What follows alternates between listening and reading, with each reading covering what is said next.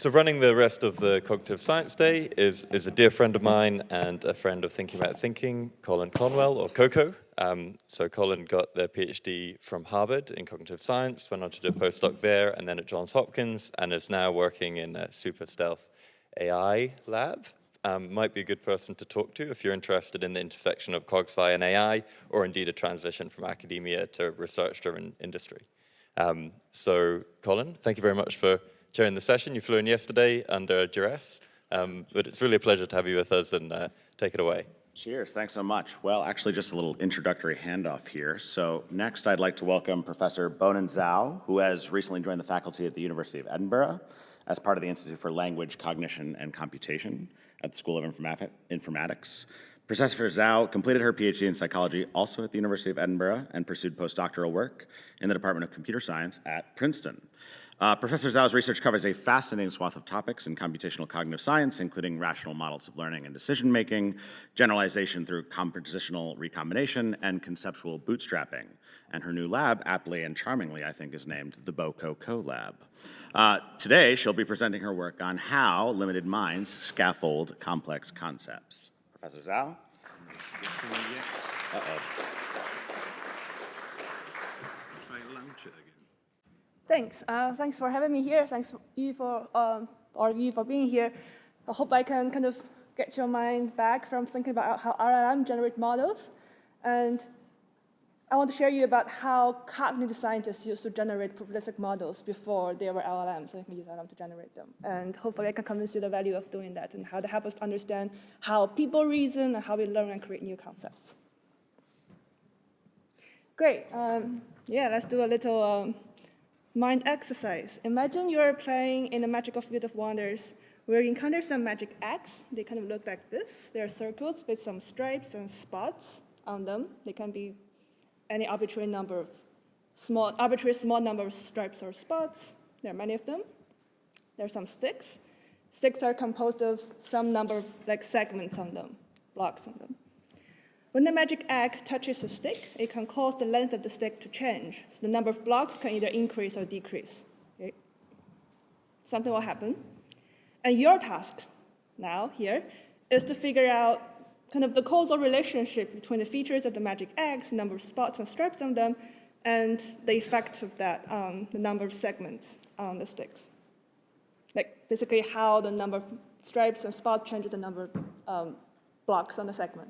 A number of segments in the magic sticks. Is that clear? Okay. Let's look at some examples.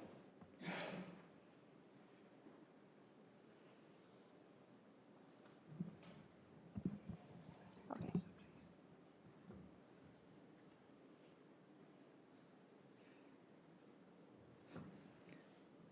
So just to help your memories, how the egg and the magic egg and the stick look like is kind of on this gray background, and what happened after their interaction is on this white background.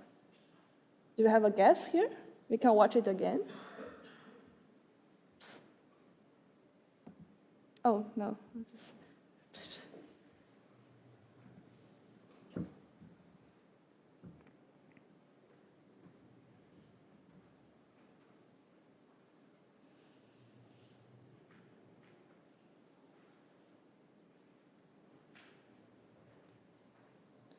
So guess?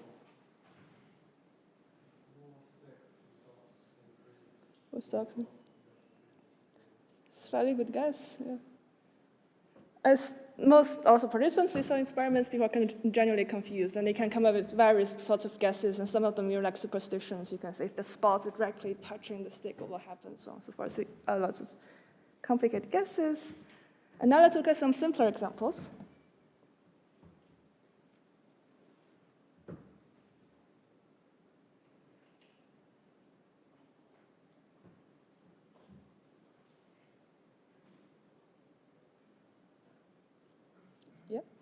Go ahead.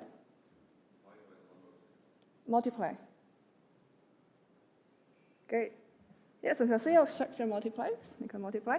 And now, with that piece of knowledge in your mind, let's look at the previous three examples again.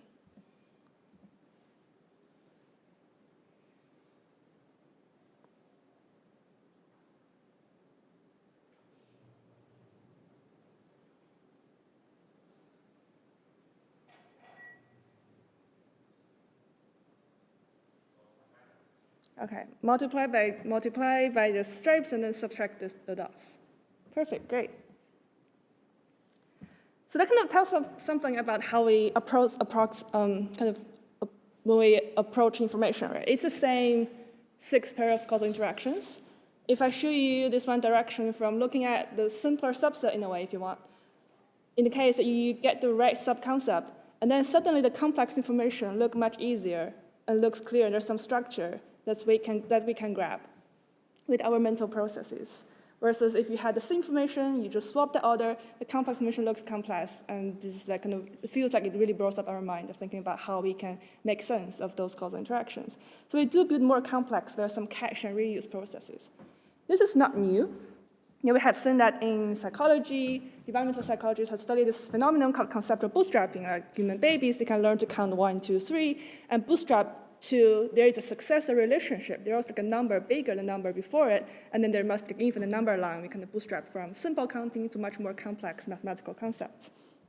And in machine learning, people have been looking at curriculum learning, starting from you can design your task in a way that makes your neural network learn better or generalize better. If we want to be very generous with the idea of concepts, there's also big literature in analogical problem solving in a way. You can learn some solutions to a simpler problem and then map that to solve more complex problems. So this is something we experience every day, something very core innate to our cognition. And as a cognitive scientist, I put my cognitive scientist hat on myself. How do I approach understand this phenomenon? There is a world out there with some complex information. Our cognition, we can think of it as some information processing system.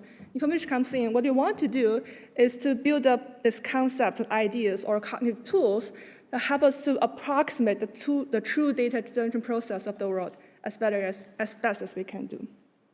And I have to put this slide on Mars 3 levels of analysis of cognitive scientists. You can think about the problem from 3 levels. At the most abstract level, the computational level, what's the goal of the computation? So we want to build models of cognition, not just because we want to describe what we can do, but why we do this. What's the purpose of cognition? What's the purpose of having specific cognitive functions? And going a bit below that level, at the representation algorithm level, after defining the computational problem, we want to work out the solutions, representations, algorithm we can use to solve that computational problem. And then further down, at the implementation level, how do we realize those representations, algorithms in some physical system? Can be the neural system or can be some other silicon-based system. It provides a nice way so we can realize intelligence or computation across different types of physical platforms. So my work mostly focuses on the computational level and algorithm level. We have some really great work of neuroscience in the first 2 days of the conferences. Some of them even span like whole 3 levels of this framework. I think to see some work about human cognition that span the 3 levels of like Mars 3 levels analysis is a dream I want to live to see in my lifetime, hopefully. Okay, now going back to our computational problem. I'm interested in how we learn and create concepts. Like on one side of it, it's a classic old problem. On the one side, we have the problem of induction, like how do we go from limited data to causal laws and rules that seems to help us make predictions on the unseen situations. Some people in machine learning also like to think about few-shot learning and generalization. And I do like to point out, like as humans, we do this few-shot learning extremely efficiently. Like we can, like all of you can generalize a rule from like 3 or even less observations. And that we can do this in this very different from how most machine learning systems are trained on. And on the other side, I really like to think about the openness of our conceptual world, that the fact that we can almost think of infinitely many new ideas. I really like this quote from linguistics. Language is some like infinite use of finite means, and it's something also very true, holds true to our conceptual system. We can recursively build new concepts following some structure, and they allow us to create novel combinations, novel concepts, and allow us the ability to understand a novel concept when we first encounter them. And there are mathematical tools we can use to model these different aspects. Right? On the induction side, people like to use Bayesian inference. This is like a rational normative framework to help us think about how we do induction from limited data. And on their side, For the infinite use of finite means, there are mathematics of generative grammar we can use to recursively generate an infinite set of extenses and expressions. We'll see more of that in the next few slides. Okay, just very quickly. So to the induction, we do basic inference. We assign some prior over the thing we want to think about. Each hypothesis comes to the likelihood, how well explain the data. We combine them together, give us posterior. And the problem with that is that you need to sort of define a prior. And in many cases, you kind of have like a fixed set of hypotheses to think about. And that's a problem with concepts and language, because we know concepts are infinite, and we like to have this infinity of the possible things we can think about. And that's why we can use a probabilistic generative grammar to model that prior distribution. So kind of in a nutshell, you can set up some recursive simple rewriting rules and pair them with probabilistic transitions. And as a result of that, you run this generative grammar, and you can take samples of expressions that's composed following your rewrite rules and your probability distribution. At the end of that, you have this prior distribution, a probability distribution over infinitely many expressions that your recursive system can generate. And this distribution has nice properties. For example, shorter ones will have higher probability. There are also those ones that are much easier to come to people's mind. And these expressions can be like a logical formula. It can be some like motor actions. It can be causal concepts, as I will show you later on. Yeah, so the nice thing is now we can replace a fixed set of prior with like an open space of possible things to think about. This is nice, but that poses a challenging problem. Oh, okay, this can achieve amazing things. I'm going to skip through this. Yeah. So it's nice to have this infinite space of possible things to think about, but that poses a serious challenge for search, especially if you want to search something that's kind of complex in a way it has like a low prior probability. It's really like finding a needle in a haystack in a way. If you have some kind of easy to think of hypotheses have high prior probability, it's easier, you can land there. But if you have something that's very complex, complicated, like the compositional concept that I showed you in the beginning of the talk, that will take forever for a program to land on it. So how do we solve the search problem? To make it more concrete, map to our task, let's take some, this is our example data point, let's say. Let's set up a little generative grammar. We consider these primitive terms that comes into our symbol rewriting system, like simple things like stripes, spots, segments, and mathematical operations. Each term essentially is a function. If I say stripe, the stripe function will read number of stripes from our data, return a number of it, as simple as that. And we have mathematical operations like addition, subtraction, and multiplication. And they just do what they think they will do. We can throw them in this generative grammar, and a grammar will kind of compose, like in theory, infinitely many combinations of these primitives comes with a probability distribution over them. So that assigns the prior over these different programs. We do standard Bayesian update of it. There's a prior distribution. In the prior distribution, you can think about each of this little orange box here is like a mathematical operation in a way that's recursively composed from addition, subtraction, multiplication, and some small numbers. You can just like execute, like throw this mathematical function on your data and get your likelihood, evaluate it, and get the likelihood from it. You combine these two, that gets a posterior. Of course, this posterior now, you can't just normalize them exactly because there's infinite space, infinite many terms in your normalization term, but you can approximate it with some existing method. The nice thing of having that posterior is that they can help us to make principled predictions on novel situations. Now, if I give you a new pair of magic eggs and segments, ask you to make predictions, like what do you think will happen if you see these two objects interact with each other?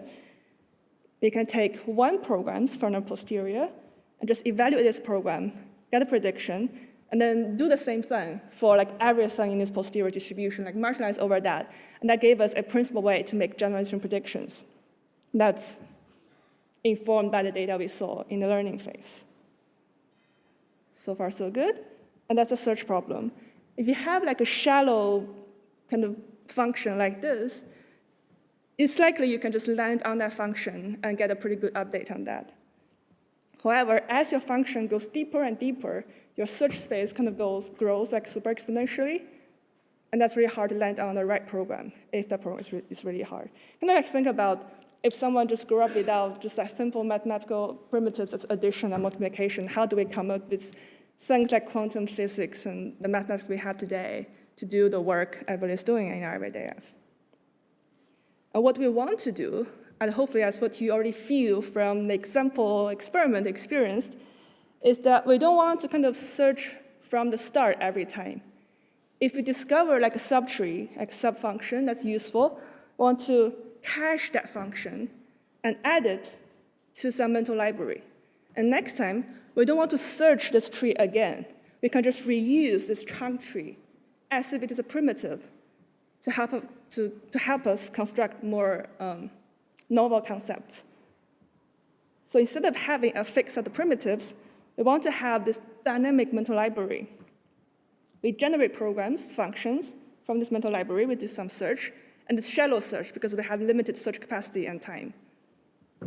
If we find something useful, we want to cache that useful search results to our mental library.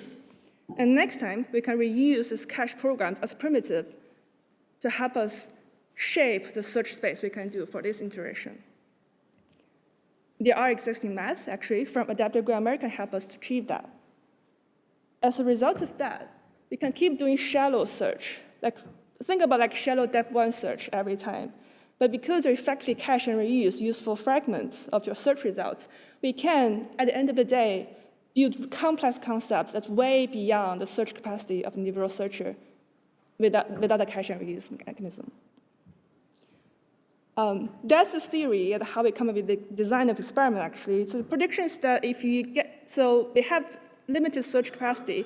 If kind of the ground truth is easier to get, we can get it. And if we get the chance to cache the right subconcept into our mental library, we'll be able to reuse it as a whole to construct more complex nested concepts, much easier. Versus if say, the ground truth is beyond our search capacity, we'll get stumbled and kind of struggle with information. We ran a series of behavioral experiments. There are more kind of variations of experiments are interested. The paper is already published. Just for the gist of it, consider this at least 2 conditions. The 2 between subject conditions, we call them construct and deconstruct. If you're in the construct condition, you go into experiment, you go through instruction phase, quizzes, and you see the 3 simpler causal interactions. And then we ask participants to write down what they think the causal relationships are, and then ask them to make predictions on some like novel pairs of magic acts and segments. So we can elicit their generalization predictions.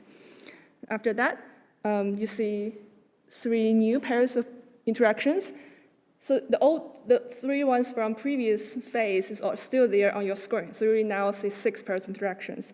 And we ask participants to write down what they think the causal relationships are. We encourage them to actually write down the causal relationship that really explain all 6 pair interactions on their screen.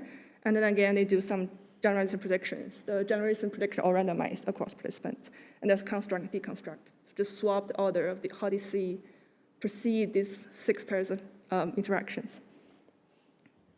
Okay, here's the result.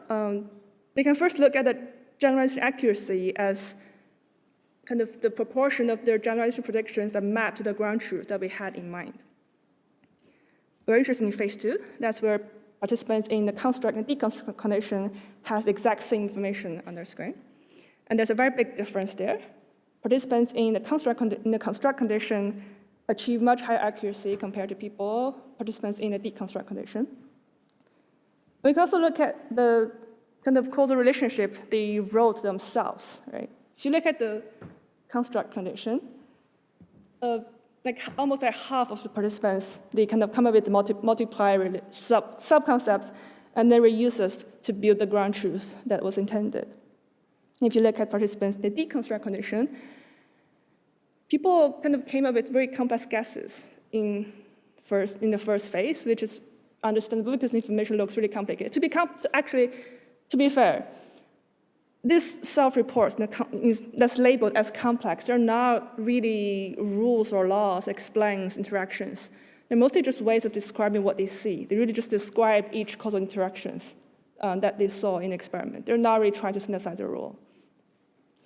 And surprisingly, if you look at the proportion of people that can even see the multiplier relationship in phase 2 is much lower than participants in phase 1 in a construct condition. So it's like people are not just that they are confused by the information, and they're so confused, they're kind of trapped in like a local trap of the way they think about these causal interactions. We compared our models. They're a bootstrapping model based on adaptive grammars. This rational rule model is a classic generative grammar model that doesn't have the cache and reuse. Some of the classic models, just the takeaway is that our model does the best, and symbolic models overall does better than non-symbolic models. It really shows the importance of introducing like mental primitives, structured mental representations to model how people process information or how people learn concepts.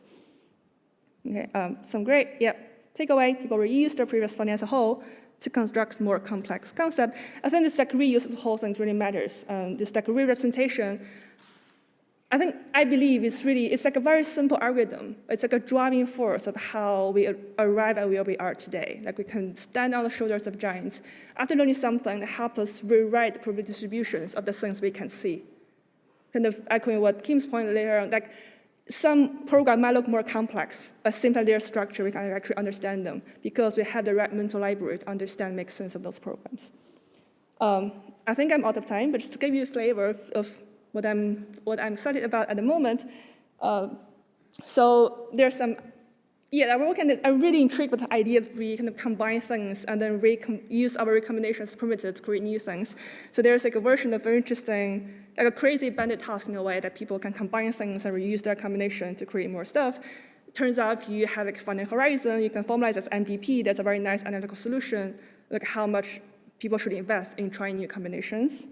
I'm also working on this great world task where participants can navigate through this 2D grid world where there's objects. It's like a crafting game. You can go out and consume objects or combine objects together to make new objects, and how you make plans on what things you want to combine together. Do you want to further combine new things, or want to share your knowledge, or when do you want to kind of balance between exploit trade-offs, so on and so forth.